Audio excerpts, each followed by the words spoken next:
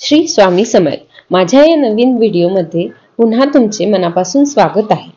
आज आपण पाहणार आहे कोल्हापूरची महालक्ष्मी अंबाबाई प्रकट कशी झाली व कोल्हापुराचे नाव कसे पडले.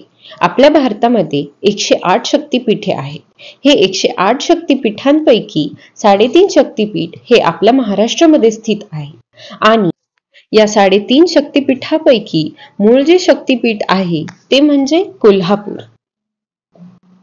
कोल्हापुराची महालक्ष्मी अंबाबाई यांना करवीर निवासिनी असे म्हणतात. महालक्ष्मी कोल्हापूरला आली कशी आणि कोल्हापुराचे नाव हे कसे पडले आज आपण बघणार आहे.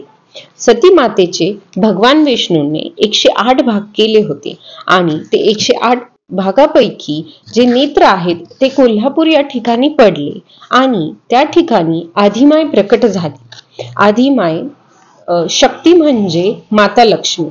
भगवान श्रीकृष्ण म्हणाले आहे की आपण जर मनापासून दर्शन घेतले तर तुमच्या मनातील इच्छा हे पूर्ण होतात व मोक्ष प्राप्ती होते. हे मूळ शक्तिपीठ आहे. कोल्हापुराचे नाव हे कोल्हापूर कसे पडले. कोल्हापूरमध्ये कोल्हेसूर नावाचा राक्षस होता. त्या भागात त्याने मोठा दोष घातला होता. त्या कोल्हासूरचा वध करण्यासाठी सगळ्या देवांनी देवीकडे विनंती केली आणि देवीने तेथे जाऊन कोल्हासूर राक्षसाचे वध केले. कोल्हासूर आणि देवीमध्ये 9 दिवस युद्ध चालले. त्याच्यानंतर देवीने कोल्हासूराचे वध केला. मरता मरता त्याने देवीकडे एक वरदान मागितला आणि त्याने नगराचे नाव हे आपल्या नावावरून ठेवण्याची विनंती केली. त्यापासून कोल्हापूरचे नाव हे कोल्हासूर सापडले. कोल्हापुराचे नाव कोल्हापूर पडण्यामागे अनेक रहस्यमय गोष्टी आहेत. पौराणिक कथा. श्री क्षेत्र करवीर हे देवी महालक्ष्मीचे अंबाबाईचे अत्यंत आवडते ठिकाण आहे. परमशक्ती 3 वेगवेगळ्या रूपात येथे वास्तव्यता करते, म्हणजे महालक्ष्मी, महाकाली आणि महासरस्वती. या 3 विश्वाच्या निर्मितीनंतर भगवान विष्णूंनीच काशी आणि करवीरची निर्मिती केली असे ठामपणे मानले जाते. भगवान शंकर आणि परमदेवी यांच्यात त्यांच्या स्थानाच्या महत्तेवरून वाद झाला. भगवान विष्णूने तराजू आणि वजन आणले आणि करवीर हे मोठे स्थान असल्याचे आढळले. कारणे म्हणजे जीवनाची समृद्धी आणि मृत्यूनंतर पूर्ण स्वातंत्र्य म्हणजेच मुक्ती. कोल्हापूरच्या नावामागे एक प्रचलित समज आहे.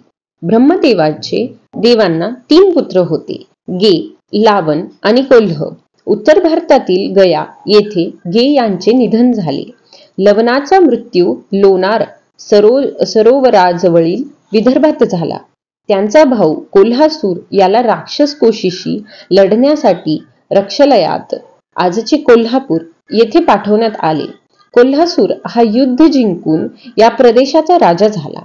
त्याला आणि त्याची पत्नी कदंब, तिचे नाव कळंबा गावाला दिलेले आहे.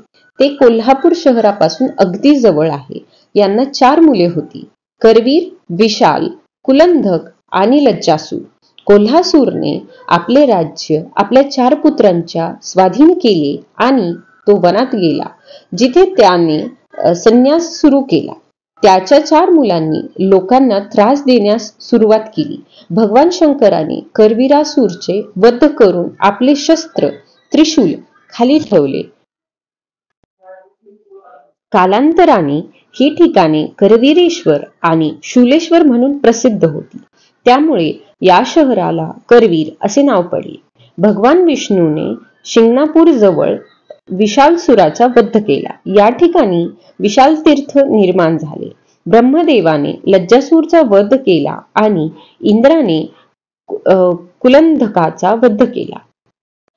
देवाने कोल्हासूराच्या 4 पुत्रांना मारल्यानंतर रागाने तो जंगलातून परतला. त्याने पुन्हा सर्वोच्च देवीची पूजा केली आणि तिला 100 वर्ष हे स्थान सोडण्यास सांगितले. ती त्याला आशीर्वाद देऊन हिमालयात गेली. बहुधा ती वैष्णोदेवीला गेली असावी, कारण पिंडीच्या रूपात 3 पिंड अजूनही तेथे अस्तित्वात आहेत. कोल्हासुराने 100 वर्षापासून स्थानिक लोकांना त्रास दिला आहे. राक्षसापासून मुक्ती मिळावी म्हणून सर्व देवांनी देवीला ठेवीस धरले. केदारेश्वर, महारगळेश्वर, उज्जालंबा आणि इतर सहाय्यक देवी सहकार्यांसह देवी परतली. ती श्रीयाळ येथे राहिली. मंजूर 100 वर्ष पूर्ण होत असताना देवी कात्यायनी देवी महालक्ष्मीच्या स्वागतासाठी गेली. त्यांच्या भेटीचा आनंद ज्या ठिकाणी साजरा झाला ते म्हणजे मांगले हे गाव 32 शिराळा जवळ आहे. कोल्हापूरने करवीरच्या चारही बाजूंना 4 राक्षस नेमले. पूर्वेला रक्तलोल, दक्षिणेला रक्तबीज, पश्चिमेला रक्ताक्ष आणि उत्तरेला रक्तभोज. देवी महालक्ष्मीने पूर्वेकडून करवीरकर आक्रमण केले. उज्जलंबाने रक्तलोलचा वध केला आणि या प्रदेशाचा संरक्षणाची जबाबदारी घेतली. भैरव आणि कात्यायनी यांनी दक्षिणेत रक्तबीजाचा पराभव केला. पश्चिमेला व रक्ताचा वध सिद्ध गणेशाने केला.